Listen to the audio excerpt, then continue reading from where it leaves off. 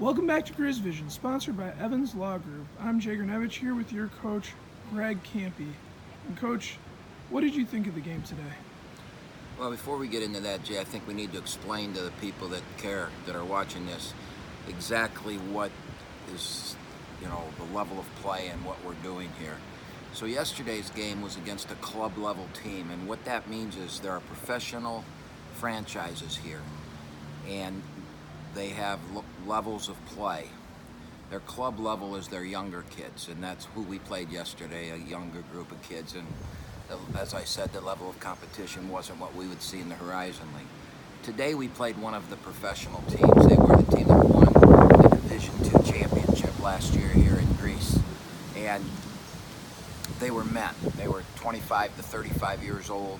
They're a professional team. They're making a paycheck and they're doing it for a living.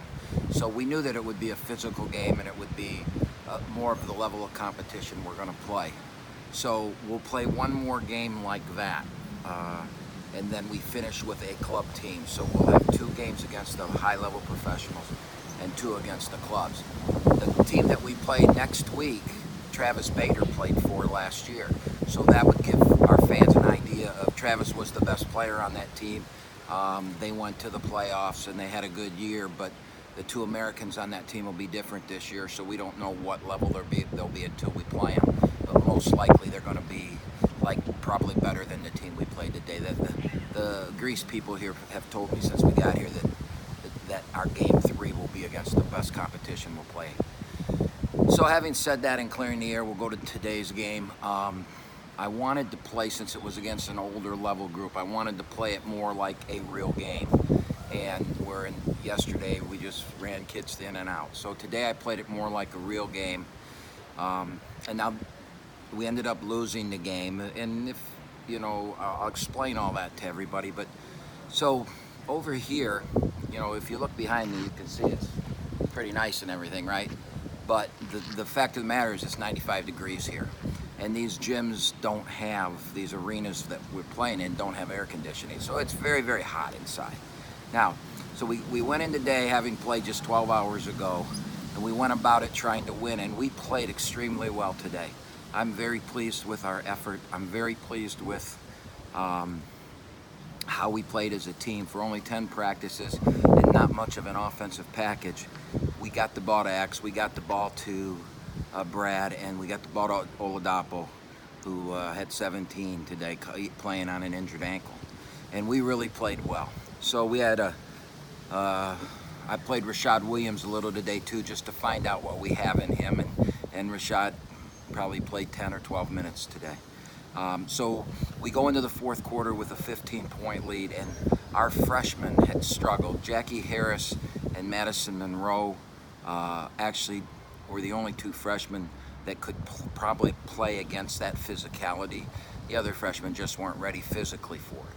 So we had a pretty good lead going into the fourth quarter, and I thought our veterans were tired because within 12 hours. So I kind of substituted out, put a couple freshmen in, and we went turnover, air ball, and they made 3 threes in a row, and all of a sudden, their fans got into it, and it became a road game. And I put our veterans back in, but to be honest with you, we didn't play very well. We didn't handle the adversity very well. Now I probably caused the adversity with the way I was doing the things that I did, but the truth of the matter is we got to see ourselves in an adverse situation, miles and miles away from home, where the game didn't matter. And I mean, it mattered to us as we played, but it's not like it cost us the championship or anything like that. So we got into that adverse situation. We didn't react very well to it. We missed 6 free throws, and 6 out of 7 down the stretch. We had a 3-point lead with a minute and a half or so to go. We gave up an open 3. Maybe our best defender lost his man, gave up an open 3. They buried it. They had a guy make a running left-handed layup. Everything went against us, and I didn't like how we handled that. But now we have great film. We're going to be able to sit down and look at what happened and why. And, I'm just glad it happened here. And when you have a young team like this, how we react to it now and how we learn from it will be the key to this whole thing. So this in itself, what happened in the fourth quarter today, could be a really, really great learning experience for our team. And, I can make excuses about, the heat and how tired we were, and then down the stretch when we had to, really get baskets, we really didn't have a whole lot to go to, because it's not like we could rely on guys knowing what we've done in the past, because we have 10 new guys. So we had a very limited package offensively of what we could do. We tried to get the ball into X. We did a lot of good things. We just did not play well the last 6 minutes of the game. I created it, but then with 6 minutes to go, when they got ahead and tied it, I think we led for 34, 35 minutes, and they led the last 4 minutes of the game, 5 minutes maybe. That last 5 minutes was not good Oakland basketball. Coach, you mentioned earlier that some of your young guys played well, and one of the guys who you mentioned was Daniel Oladapo. Just talk about him for a second, kind of having been injured, didn't play a lot yesterday. He really looked out there like he was the one who could handle the physicality and the maturity of the professional team better than anyone. Well, Dan's a man. I mean, he's young. He's a sophomore. We've got him for 3 years. But he's physically, he at times he can make X look small. That's saying something, but that's what we expected from him. When we got him, we knew we had gotten kind of a steal in recruiting, and just the way the recruiting went on him, we really never even knew we had him till he got here. But he played injured, and he was very, very good, but he got really tired. And, all those numbers he had were put up, in the first half and early into the third quarter. Once I took him out and then tried to put him back in at the end, I think he was just too tired to play. And, I felt X and Brad the same way. We were just too tired. Trey played 32 minutes or 31 minutes. And in that heat, after playing 20 yesterday, I thought it was too much. Now, Coach, we have some time off before our next game. In these next 3 or 4 or 5 days or so, what are you kind of looking to get out of this trip in terms of just, building some camaraderie with this young team? Well, we're going to, the coaching staff's going to spend a lot of time looking at the film. But the kids, when we get back to Oakland, we'll spend the time with them and breaking down the film and getting better.